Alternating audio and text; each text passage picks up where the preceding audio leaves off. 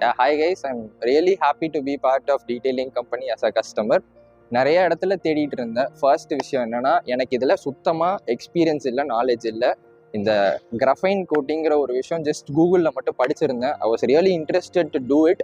ஆனால் எங்கே பண்ணுறது, எங்கே வந்து ட்ரஸ்ட் வர்த்தியாக இருக்கும் அப்படின்ட்டு தான் யோசிச்சு ஒரு மாதிரி ரொம்ப கன்ஃபியூஸ்டாக இருந்தேன். நெக்ஸ்ட்டு கூகுளில் நம்ம சும்மா போய் பார்க்கும்போது ஐ ஹேட் ஐடியாஸ். நிறைய பேருக்கு உண்மை ஃப்ராங்காக சொல்கிறேன், நிறைய பேர்கிட்ட கேட்டேன்.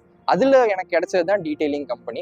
ஸோ இவங்க கிட்ட ஃபர்ஸ்ட் திங் நான் வந்துட்டு ரொம்ப ப்ளஸ்ஸாக பார்த்த ஒரே விஷயம் என்னன்னா ரேட்டிங்.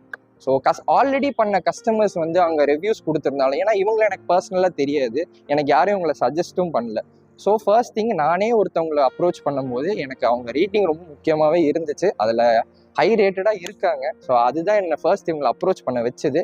நெக்ஸ்ட் என்ன பார்த்தோன்னா, சரி அந்த ரேட்டிங்க்கு வந்துட்டு ஆப்வியஸாக ஒரு மீனிங் இருக்கணும்ல. அதனால் நான் கால் பண்ணி பேசும்போது ஐ ஹேட் லைக் ஒரு குட் எக்ஸ்பீரியன்ஸ் இருந்தது. பேசும்போதே வந்துட்டு இவங்ககிட்ட கொடுக்கலாமே ஒரு கான்ஃபிடென்ஸ். ஏன்னா நம்ம ஆஸ் அ கஸ்டமராக ஒரு 4 இடத்துல கேட்போம், 5 இடத்துல கேட்போம். நம்ம கேட்கும்போது நம்ம எங்கே பெஸ்ட்டுன்னு சூஸ் பண்ணி போகிறதுல இருக்குது. அதில் பேசுகிற விதம்னு ஒன்று இருக்குது. ஸோ அந்த சின்ன சின்ன விஷயமா இருக்கட்டும், கிரஃபைன் கோட்டிங்னா என்ன, எதுக்கு நீங்கள் அதை பண்ணணும், இல்லைனா நீங்கள் இந்த பட்ஜெட்டுக்கு போகிறீங்களா. ஃபர்ஸ்ட் வந்து எனக்கு பட்ஜெட் ரொம்பவே இஷ்யூவாக இருந்தது. அதில் அஃபோர்டபுளாகவும் ஒரு நல்ல சர்வீஸ் எப்படி கொடுக்க முடியும் அப்படிங்கும்போது எனக்கு டீட்டெயிலிங் கம்பெனி அது கொடுத்த ஒரே ஃபேக்டர்னால மட்டுமே நான் இங்கே வந்து இந்த கோட்டிங் பண்ணிக்கிட்டேன். ஸோ இந்த ஃபேக்டர்ஸ் எல்லாம் யோசிக்கும் போது எனக்கு ரொம்பவே ஹாப்பியாக இருந்தது. ஃபர்ஸ்ட் கஸ்டமர் சர்வீஸாக இருக்கட்டும், ரொம்ப எக்ஸாஜரேட்லாம் பண்ணலங்க.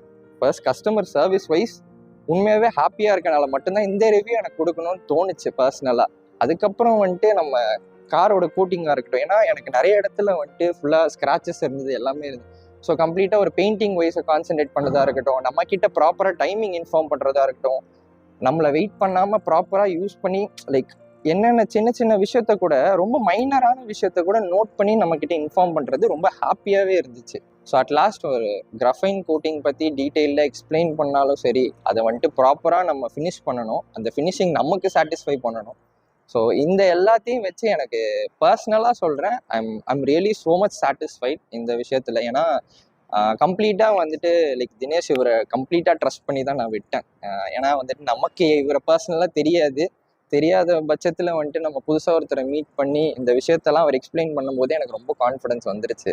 ஸோ அதுக்கப்புறம் வந்துட்டு அவரே பார்த்துப்பாருன்னு ஃப்ரீயாக விட்டுட்டேன். ஸோ அதுக்கப்புறம் இப்போயும் சொல்கிறேன், இப்போ கூட அவர்கிட்ட சொன்ன ஒரே விஷயம் என்னென்னா, நீங்கள் பக்காவாக பண்ணியிருக்கீங்க, அவ்வளோதான். எனக்கு பார்க்கும்போது எப்படி இப்போ எனக்கு ஒரு மாதிரி கைண்ட் ஆஃப் நர்வஸாக இருக்குது ஒரே விஷயனால மட்டுமே. ஏன்னா 1 வருஷம் முன்னாடி நான் எப்படி கார் எடுக்க போகும்போது ஒரு நர்வஸ்னஸ் இருந்துச்சோ, அதே நர்வஸ்னஸ் எனக்கு இப்போ இருக்குது.